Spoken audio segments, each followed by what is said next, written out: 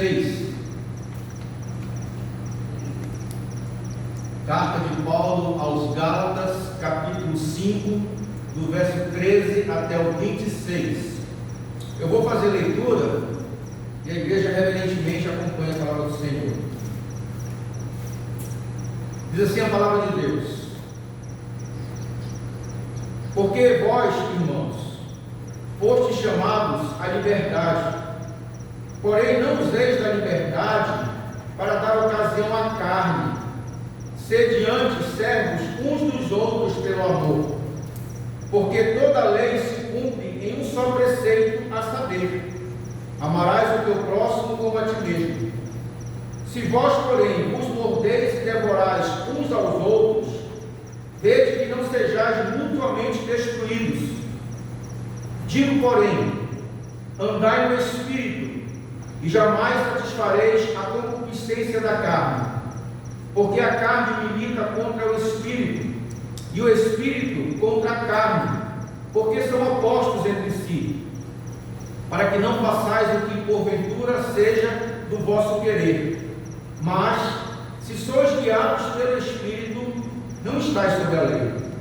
Ora, as obras da carne são conhecidas e são: prostituição, impureza, lascívia, idolatria, feitiçarias, inimizades, porfias, ciúmes, iras, discórdias, dissensões e facções, invejas, bebedices, glutonarias e coisas semelhantes a estas.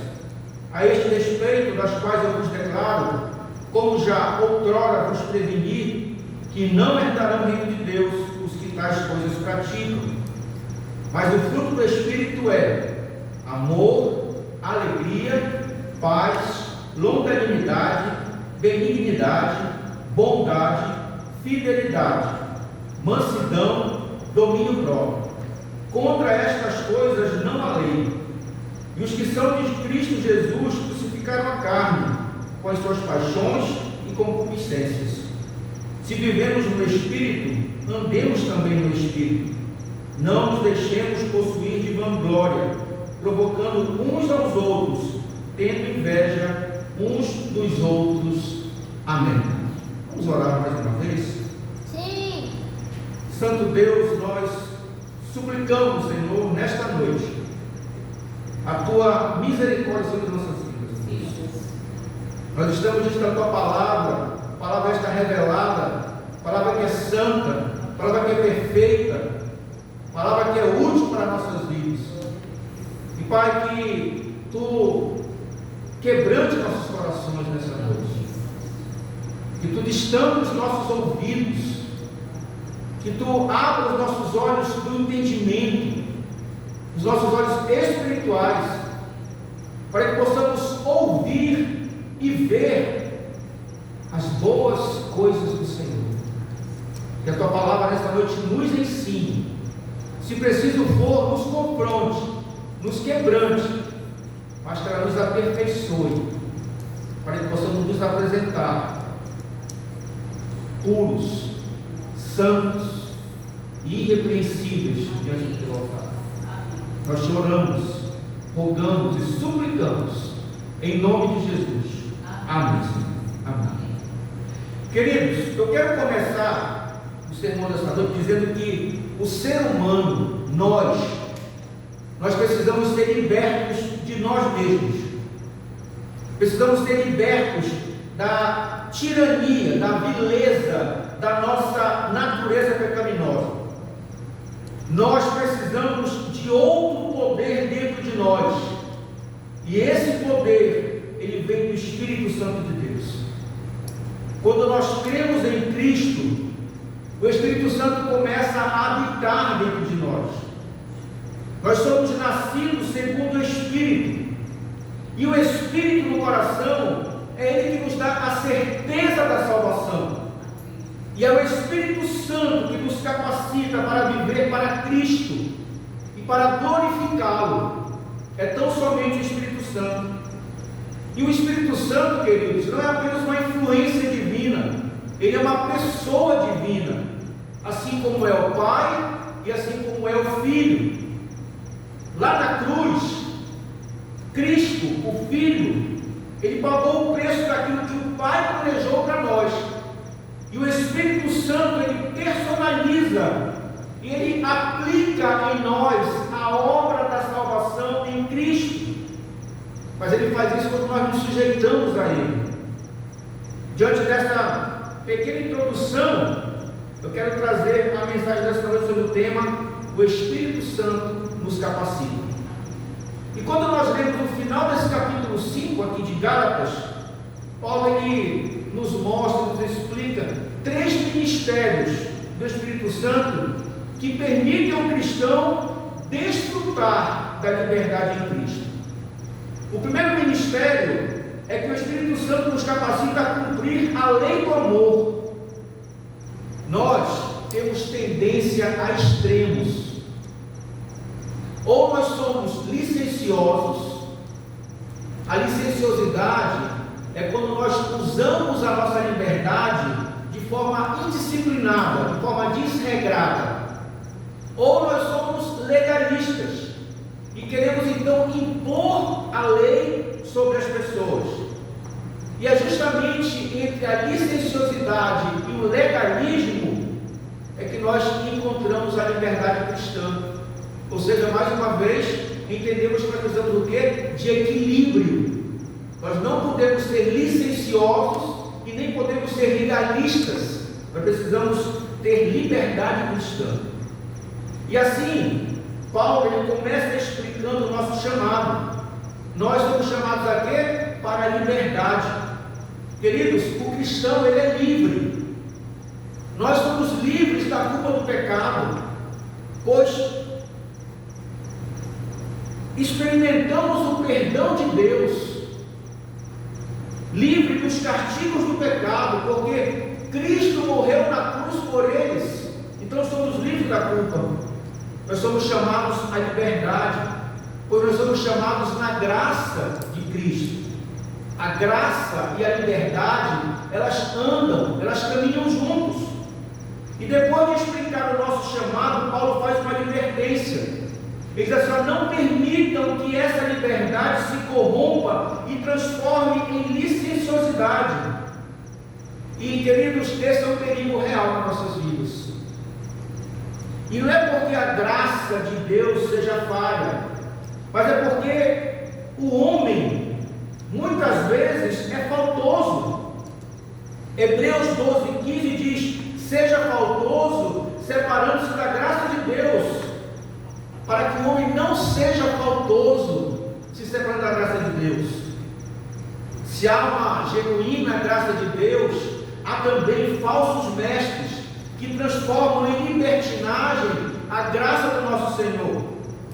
Por isso, a advertência de Paulo é algo muito válido para nós, é algo muito atual para nós.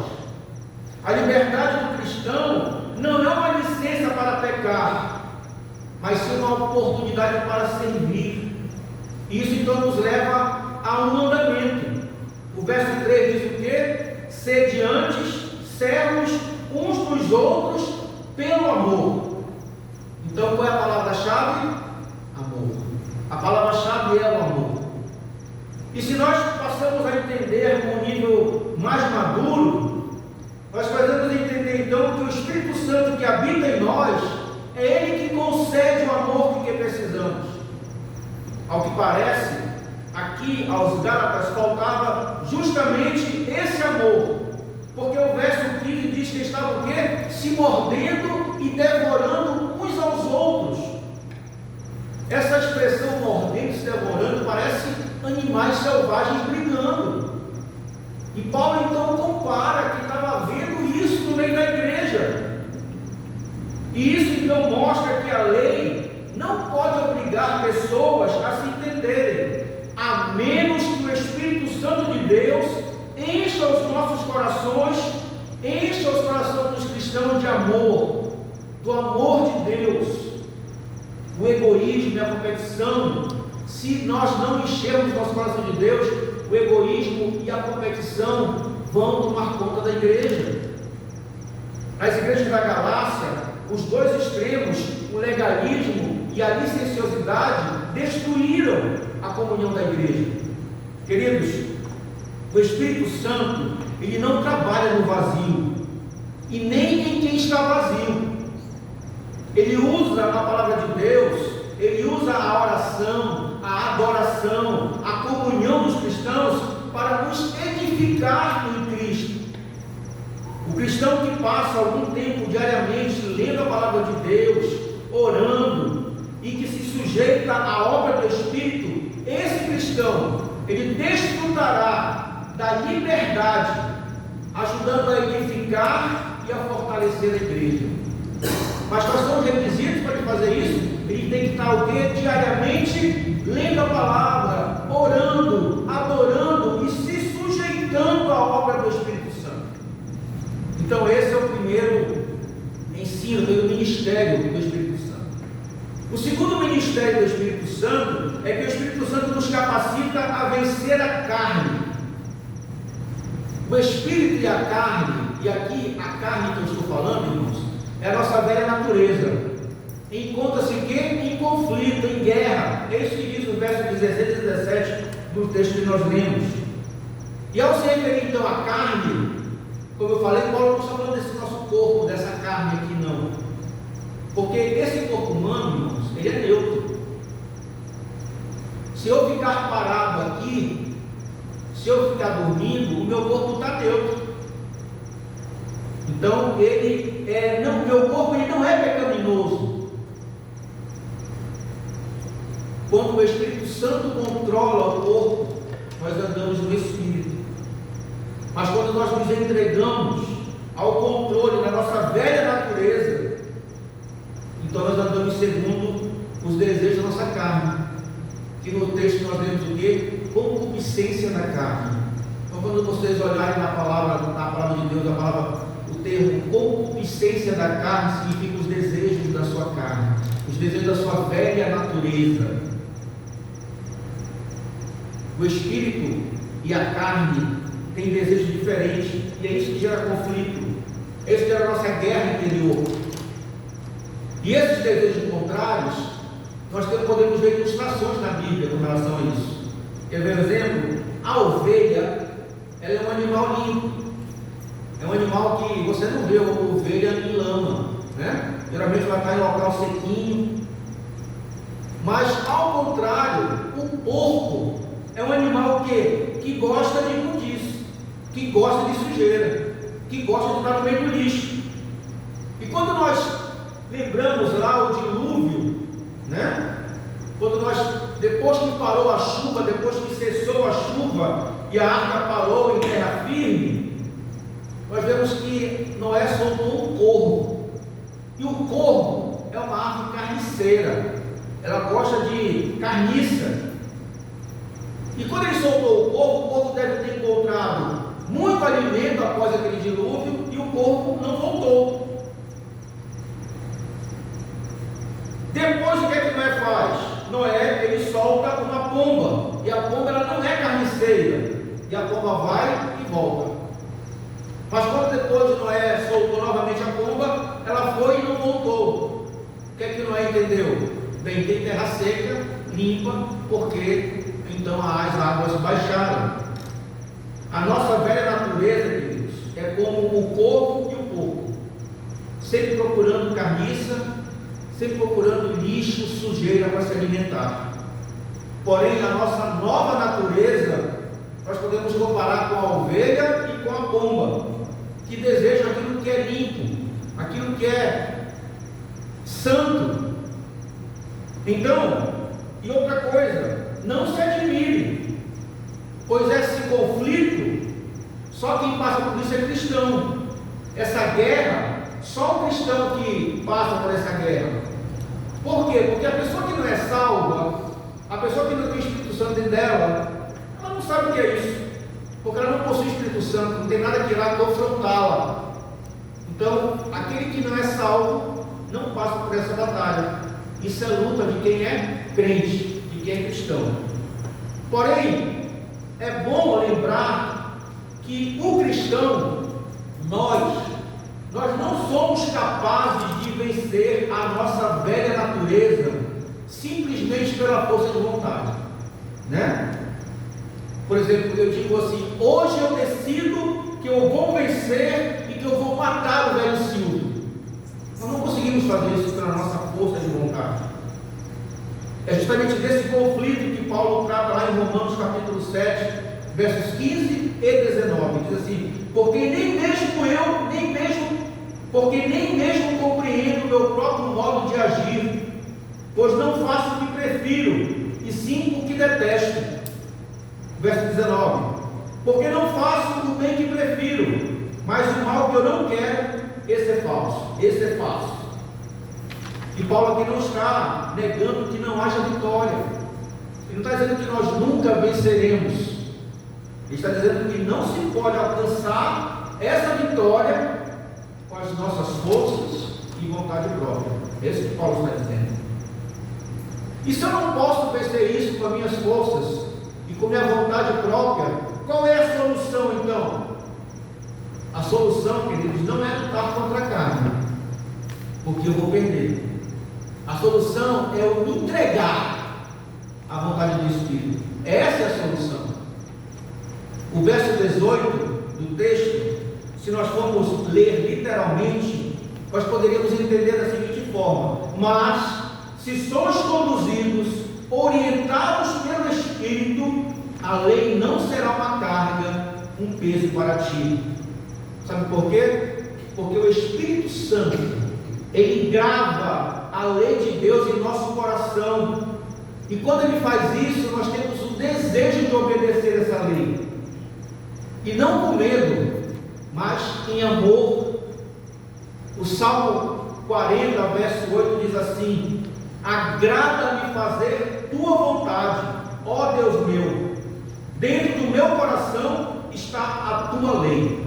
Queridos, ser guiado pelo Espírito, andar no Espírito, são atitudes contrárias a se entregar aos desejos da carne. Mas em seguida, no texto, nos versos 19 e 21, Paulo aqui lhe apresenta uma relação de pecados, daquilo que ele chama de obras perversas da carne. E aqui Paulo fala da prostituição ou adultério, que é o sexo ilegal entre pessoas casadas, com adultério, e quando é feito entre pessoas solteiras, chamada de fornicação, é pecado. Ele fala da impureza. A impureza é a imundície da mente e do coração. Ele fala da lascívia, que é a sem-vergonhice, é a imoralidade. Ele fala da bebedice e da glutonaria. Isso aqui é mais fácil de entender, né? Aquele que bebe demais ou aquele que come demais. São pecados e são chamados de pecados sensuais.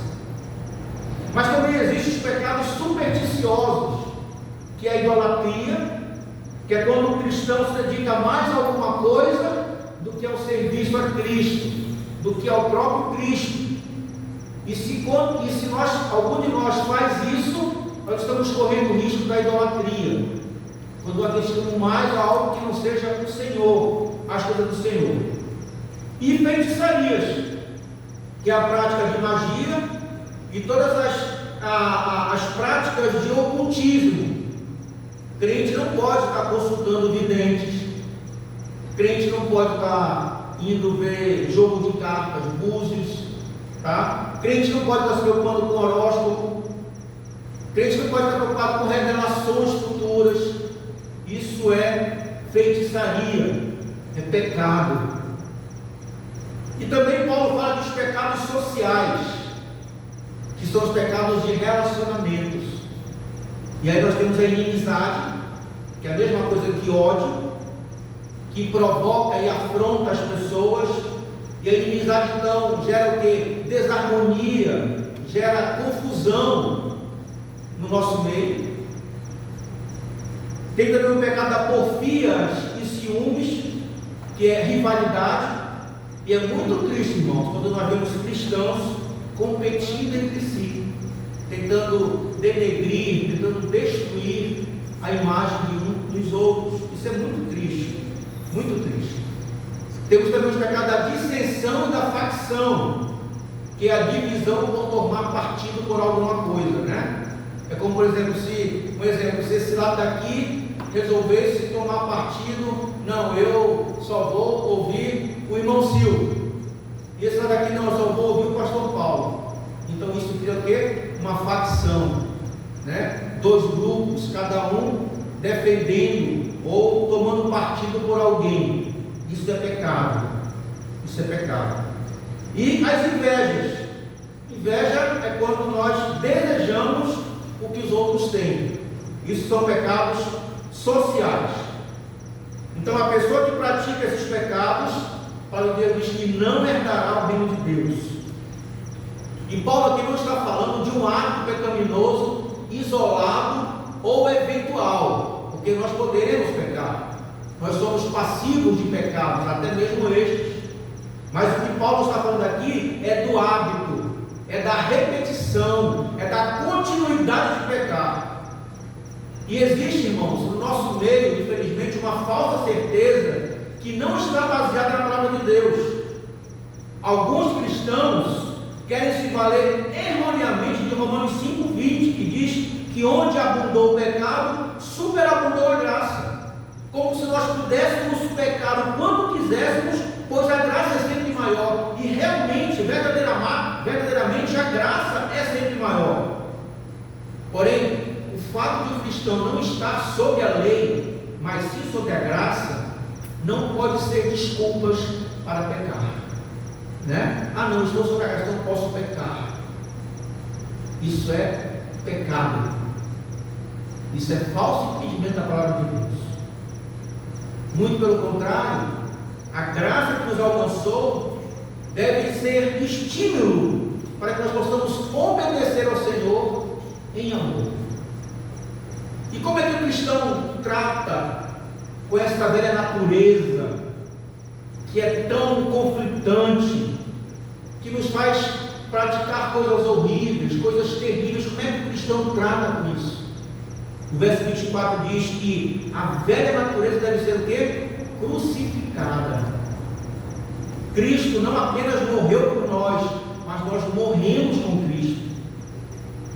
Ele morreu por nós para remover o castigo do nosso pecado, mas nós morremos com Cristo para romper, para acabar com o poder do pecado sobre nossas vidas.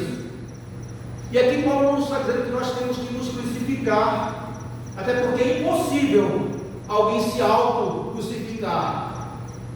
Ele diz que a carne já foi crucificada em Cristo. É nossa responsabilidade como cristãos crer nisso, e não apenas crer, mas agir conforme isso, agir de acordo com a palavra de Deus. Somente por meio do Espírito Santo é que nós podemos mortificar os efeitos que a nossa velha natureza poderia usar o nosso corpo para praticar.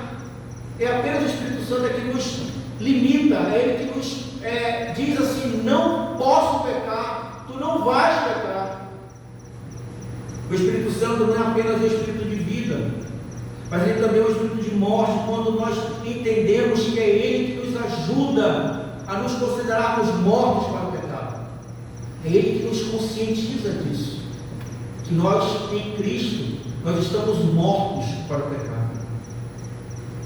Então, irmão, nós vimos até aqui que o Espírito Santo nos capacita a cumprir a lei do amor, que o Espírito Santo nos capacita a vencer a carne. E agora nós vamos para o terceiro ministério, que é o Espírito Santo nos capacita a produzir fruto. Queridos, o amor gera mais amor. A alegria nos ajuda a produzir mais alegria.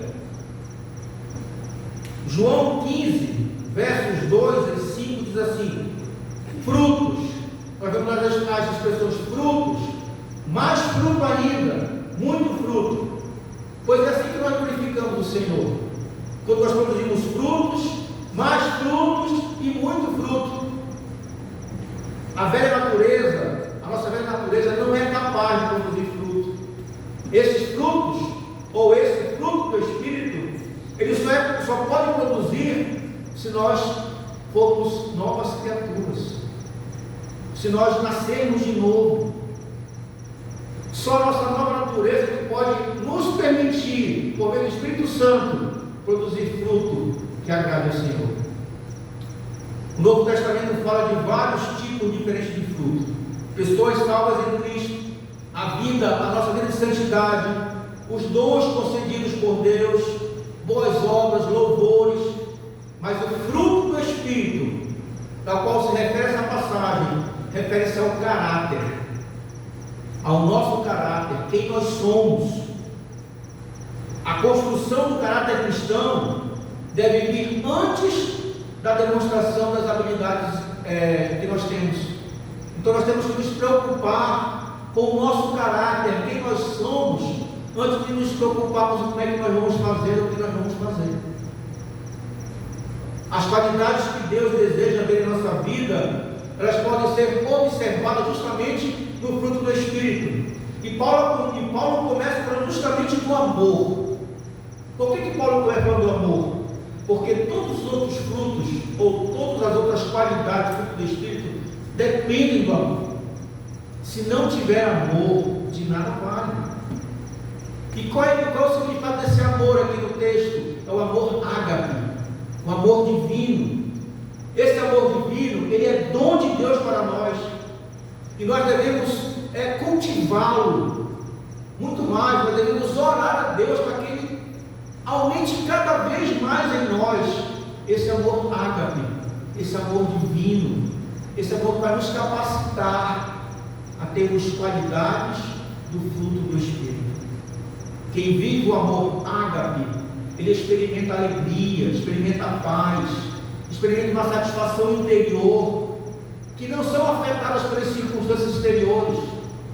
Não é o que eu estou vivendo, o que eu estou passando, que nós estamos dizendo que nós não podemos ficar tristes, mas não vai acabar com a minha alegria, não vai acabar com a minha paz, não vai acabar com a minha satisfação interior.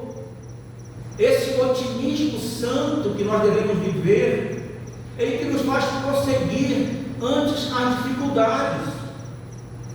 Juntos, o amor e a alegria, eles produzem paz. E essa paz é a paz lá de Filipenses capítulo 4, verso 7, que diz: a paz de Deus que excede todo entendimento. Sabe aquela paz, quando está passando por um problema, ainda assim temos paz de passar pelo problema? É fruto do Espírito. E essas três primeiras qualidades aqui que eu falei, alegria, o amor, alegria e paz, elas são as qualidades que expressam o aspecto da nossa vida cristã em relação a Deus. Nós também podemos ver qualidades que são aspectos do nosso relacionamento cristão no que diz respeito ao nosso próximo. As nossas relações, irmãos, elas sempre são verticais e horizontais. Se eu amo a Deus, eu vou amar o meu próximo. Eu não posso dizer que eu amo o meu próximo se eu não amo a Deus. Não tem como acontecer isso. Tá? Então, quais são os aspectos da vida cristã em relação ao meu próximo? Longanimidade, que é o quê? Perseverar sem desistir. Muitas vezes nós precisamos perseverar na nossa vida com relação ao irmão. Às vezes nós temos dificuldade com o irmão e precisamos perseverar em como agir com ele. Também benignidade. O que é benignidade? É ser brando, é ser calmo. Precisamos ser brandos, precisamos trabalhar, sermos calmos, porque às vezes as circunstâncias nos exigem isso. E quando nós não somos, o negócio desespera. Eu costumo dizer que tem gente que se desespera com uma facilidade tão grande que quando o negócio é mais sério ele tem que morrer, porque quando é fraco, quando é simples já está desesperado. Então procuramos ser brandos, sermos calmos. Outro aspecto da vida cristã, a bondade, que é o amor em ação.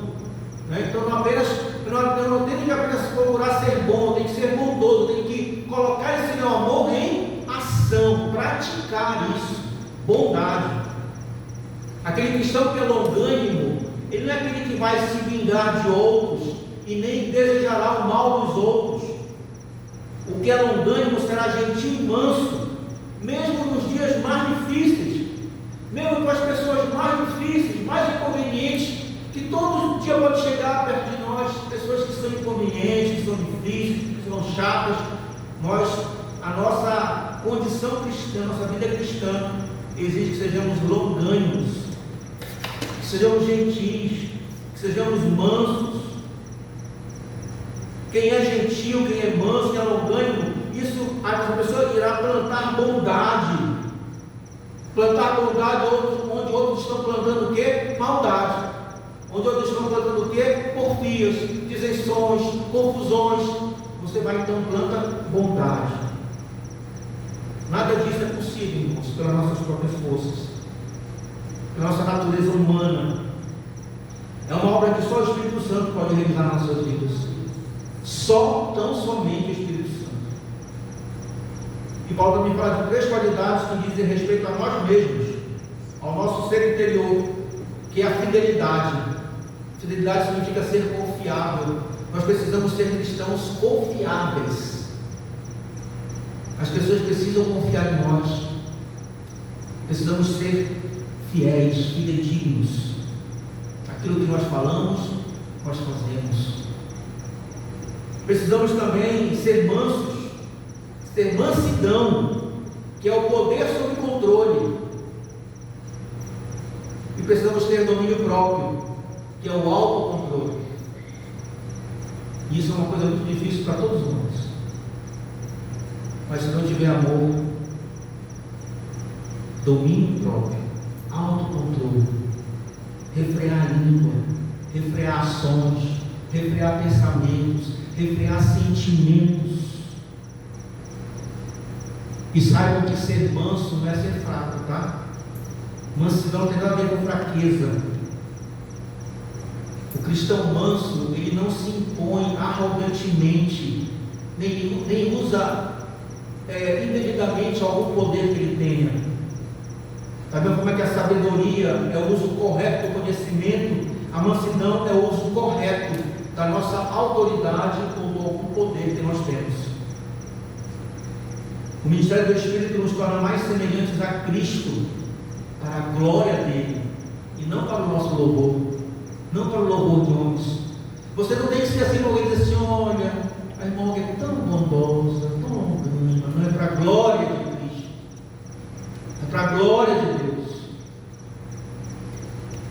E Paulo adverte então que o fruto do Espírito precisa de ambiente certo para se desenvolver. Assim como qualquer fruto na natureza precisa de ambiente certo, precisa de solo certo para germinar, para crescer e desenvolver.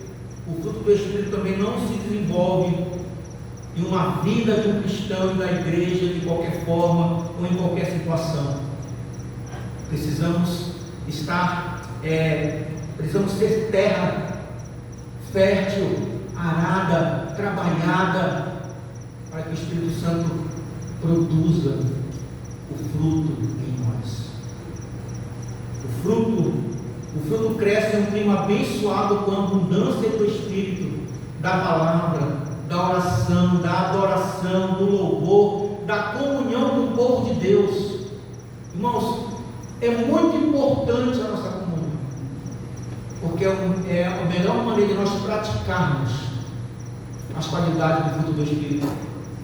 Nós praticamos entre nós treinamos entre nós, exercitamos entre nós para poder então fazer com os outros, com aqueles que são difíceis, aqueles que são inconvenientes, são incompreensíveis. Por isso é fundamental que nós vivamos a comunhão dos santos.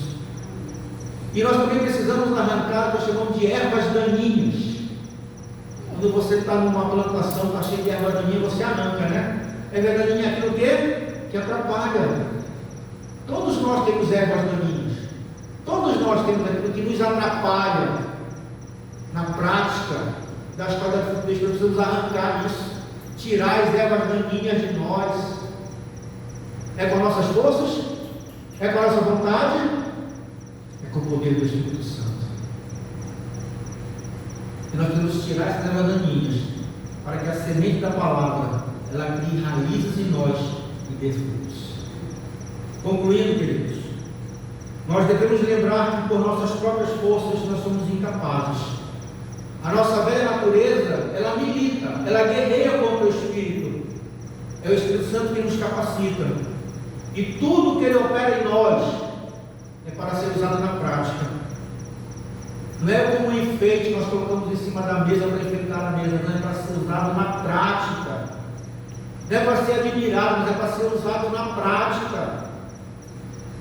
Queridos, as pessoas ao nosso redor estão famintas de amor, de alegria, de paz, de todas as graças do Espírito. E quando elas encontram esse fruto, essas qualidades em nós, em nossa vida, elas percebem que nós temos algo que elas não têm.